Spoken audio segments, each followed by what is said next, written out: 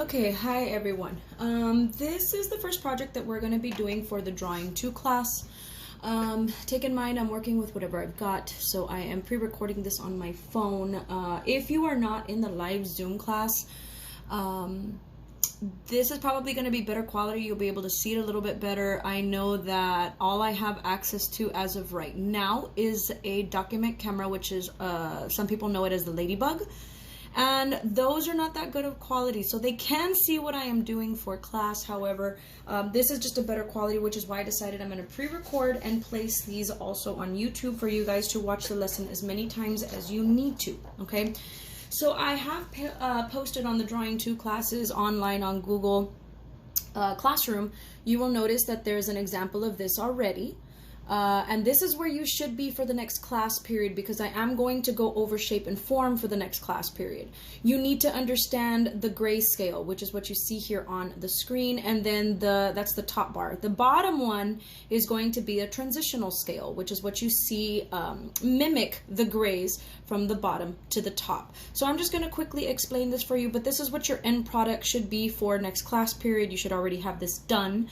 I believe I see you guys next, well, because I have my classes distributed throughout the 2 days. Some of you I will see on Monday, some of you guys I will see on Tuesday. So for those of you guys that are gonna have class Monday, because I'm posting this on Sunday, as far as uploading it to YouTube, then I understand if you don't have it 100% done, but just get it as close as possible, please.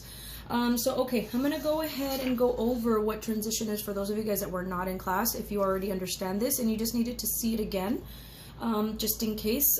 So I'm going to go ahead and place it right here, and I'm going to do this right here down on the bottom, okay, on a separate sheet of paper. I did mention in class that right now we have these bars here, but down here on the bottom of the paper we're going to be using for the shape and form. So I'm just going to go ahead and place another paper for mine.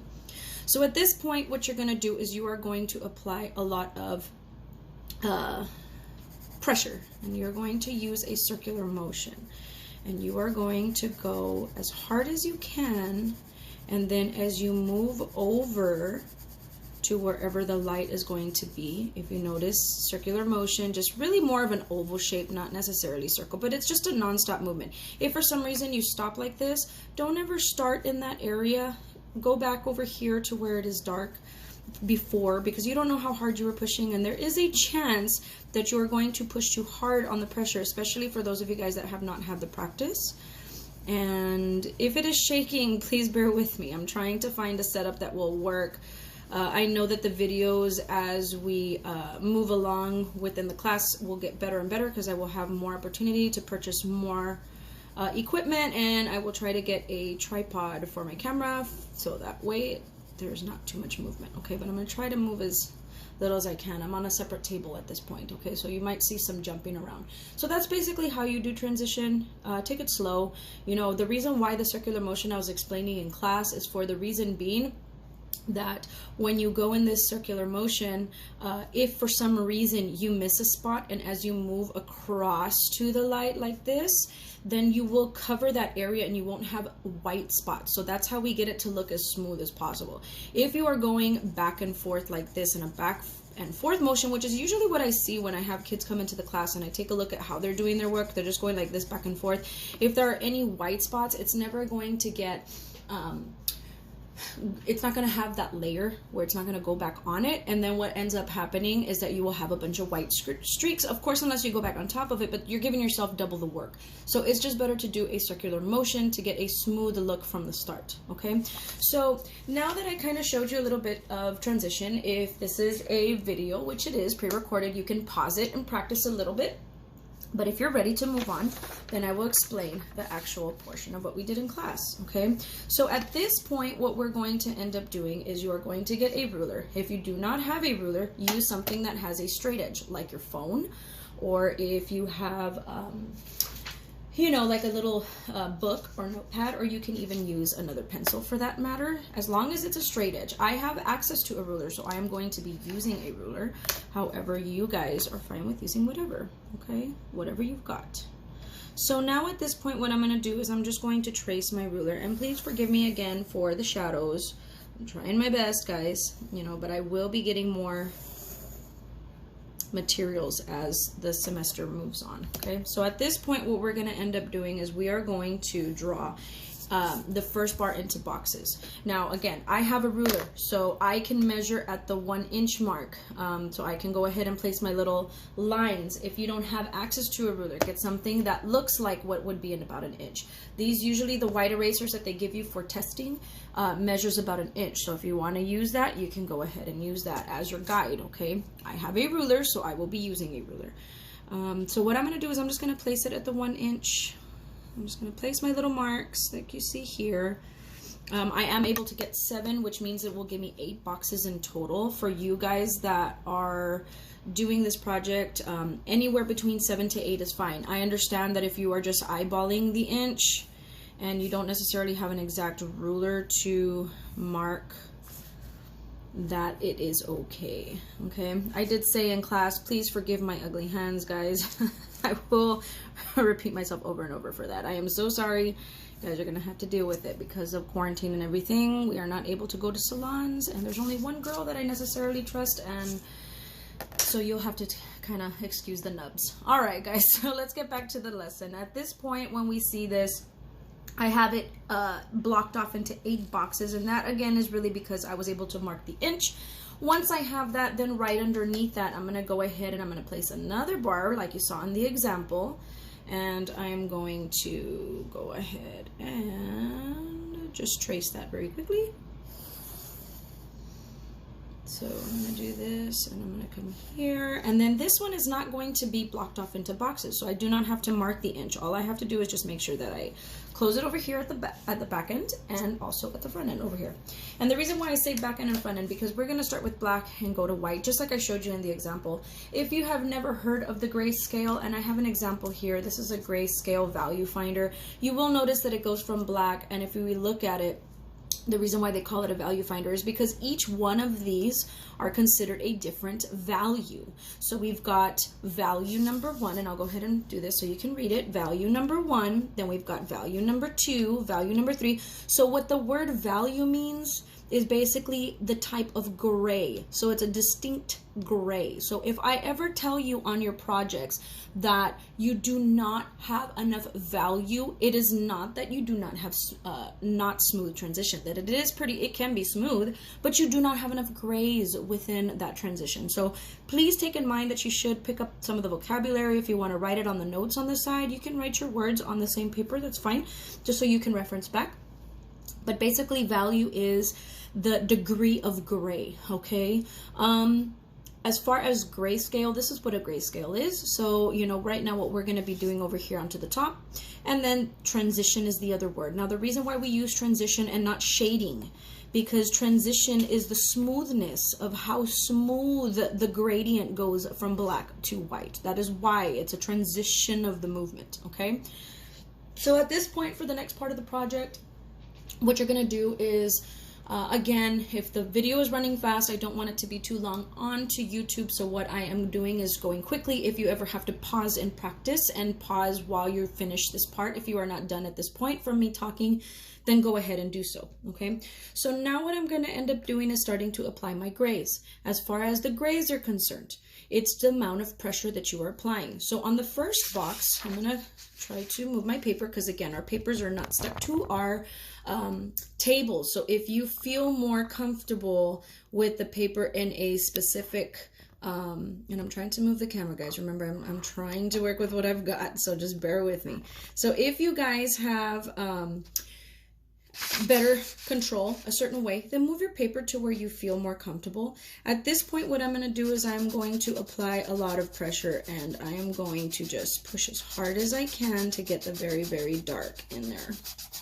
I want to try to remove any kind of white coming through the paper, so I'm going to also make sure that I am doing circular motion.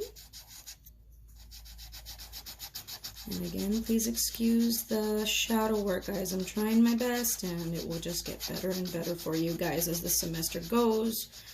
These should look a lot better quality.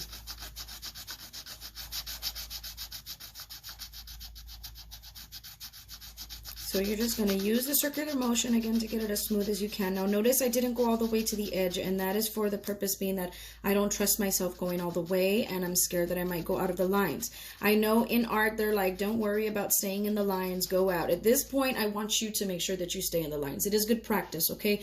The more you can control yourself, especially in drawing, the more you can control yourself as far as how clean you make everything, the better it is going to be for you to get to realism. Now, I know a lot of people are like, well, I don't want to be realistic. I just want to know how to draw at least so it looks, you know, it's got some three-dimensional qualities to it. However, in art, we want to try our best to get to realism as close as possible. Once you prove yourself, then from there, of course, you can play and do whatever as far as for skill purposes. Okay, so we just want to try our best. That's the whole purpose of this part of it. Of course, if it's not coming out, as long as I see the effort, I will work with you when it comes to the grade. So at this point, you saw that I turned my paper again. The reason being again is because I feel more comfortable, so that's why you need to play with the direction of your paper, because I feel more comfortable making the straight line when it is faced like this. So I would just, again, want to keep it as straight as I can. So I'm just going to still do the circular motion as I work my way down. But I feel in the direction, this direction that I'm working with, that I can keep this line as clean as an edge as I can get it. Okay, so notice I changed it again for this because I didn't do it such a clean job on these corners. So I'm going to change my paper one more time. Well, actually, I'll probably do it one more because I noticed that the other side needs it a little bit more. So I'm going to go ahead and work on getting this line as straight as possible. Circular motion still so that I can go into the other area. Okay, and I'm going to turn it just one more time because I noticed that the bottom is not cleaned up. So I'm just going to change the direction and bring it in. Okay, so for that point, that pretty much works for the very, very dark. Of course, there are a few, like if I'm going to be really nitpicky, there are a few little areas that I can go back on. So you can take your time at this point if you want to fill it in. I'm just trying to show you the example very quickly, so I won't take too much time to do that because I want to move on to the next gray. Okay, and I'm again trying to move my camera here, so just bear with me. I have it set up with like rubber bands. So I need to get that tripod going for next week. Okay, so at this point, what I'm going to end up doing is doing the next gray. And it's like I said, it's all about pressure. Where you hold the pencil makes a huge difference, guys. If you guys have your hands here close, you're going to apply more pressure. If you have your hands backed up in the middle, you're going to have less pressure.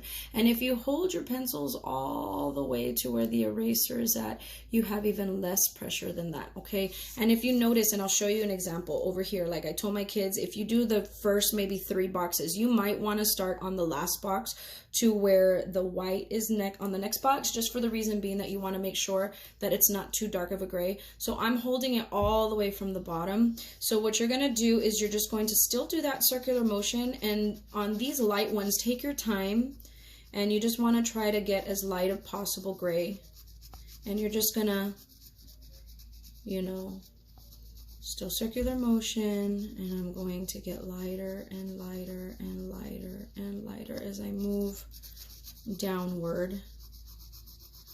I'm trying to keep this little table that I'm working on as still as possible. So if you see any rocking motion, please forgive me, guys.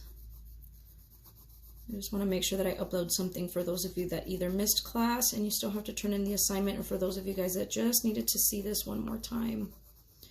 So you notice how light of a gray that is, and it is different. Like you can notice that this shade is very different than the white. So if you feel more comfortable going from light to dark and working your way darker, you can choose to do so, okay? So at this point, I'm just gonna do a couple of boxes to show you the example for the rest. This is what I did during class.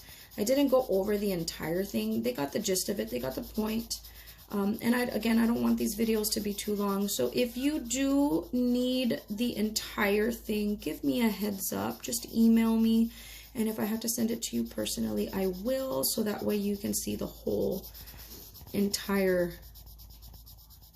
It's probably going to be a long video, but you know, if you need it, you need it. Okay. So at this point, what I'm going to do with the explanation on this, I'm just going to show you guys that you do need a lighter gray. This should be a little bit darker. So I'm going to go, it's all about pressure. And notice where I was holding the pencil, it was over here towards the back. So I'm going to get a little bit closer on my pressure point, and I'm going to hold the pencil just slightly closer, and I'm going to start pushing a little bit more. I'm going to go further down.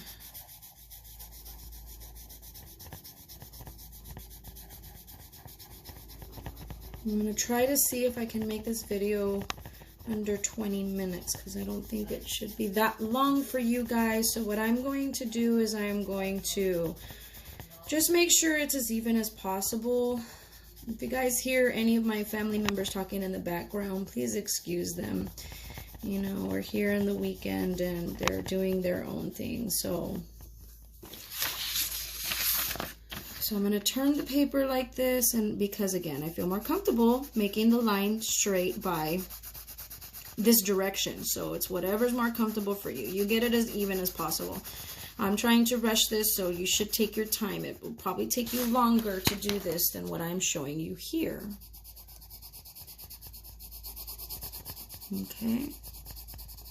So that's the next box, and then all I'm going to do is just get lighter and lighter and lighter as I go this way. So again, like I said, I am only going to do about 3 to 4 boxes just so I can show you where and how to do the box that's underneath that, the most important parts of that part of the project. So that way we're not too long on this, because I believe it's already like over 15 minutes at this point. So I don't want you guys to have to sit through a whole long video just to get the idea of the project and how. Still circular motion, you guys noticed this, so I'm trying my best to keep it as straight as possible, but since you guys have the time, slow it down and make sure that you apply your gradient as even as possible throughout the entire box, okay? Again, I will show you that example, and that one I did take my time on, which is a lot easier for you to get control over your shading. Okay, so I'm only going to do the 3, just so that way you guys get the idea of how to do the next box right underneath that.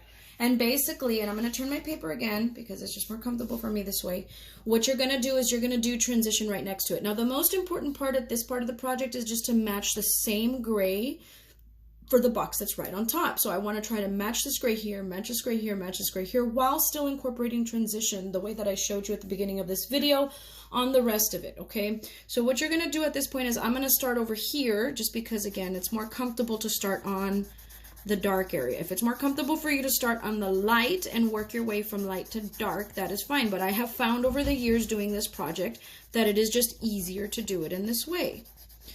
So what I'm going to do is I'm going to match this gray all the way till it gets down here. So if I want to go ahead and just apply the pressure here and work my way up, that's fine too. So that way I know for sure that this whole area is going to match it. That's a good strategy. So I'm going to apply my pressure and get really, really, really dark as I can. And then I am going to go ahead and, as I get to here, lift the pressure slowly. Remember how I said if you guys stop, like for instance right here, don't start again there. You don't know how hard you were pushing, so it's better to go over here to the dark and then start on top of that and then work your way down slowly, okay? So that way you remember how hard you were pushing to get that gray. And again, I accidentally went out there, so I'll go ahead and I'll show you about the erasing part of it, okay? So it's a kind of a happy mistake because I'll get to show you on that. So I'm just going to work my way down and lift, lift, lift, lift, lift, lift till I get to this next gray over here. Now, if for some reason it's too dark, just put another layer on top of it. I'm going to go ahead and erase this little spot that I went out on, but you want to be careful when you erase because you are going to kill the tooth of the paper. Okay, to get the edges, basically all you're going to do is you're going to apply it in this direction and then just work your way down the way we did with the others. Same thing right here.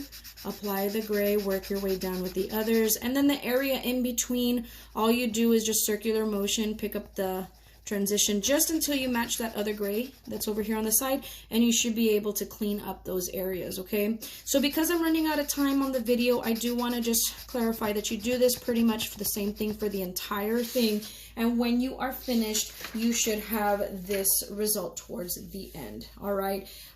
It's like I said, guys, if you guys have any problems, you can email me, and I will go ahead and send you a full entire video if need be. Or try to upload one. But as for this point, it's kind of self-explanatory. Just get as smooth as you can and be ready for the next class. If I have any questions, send it my way. Have a great day, guys.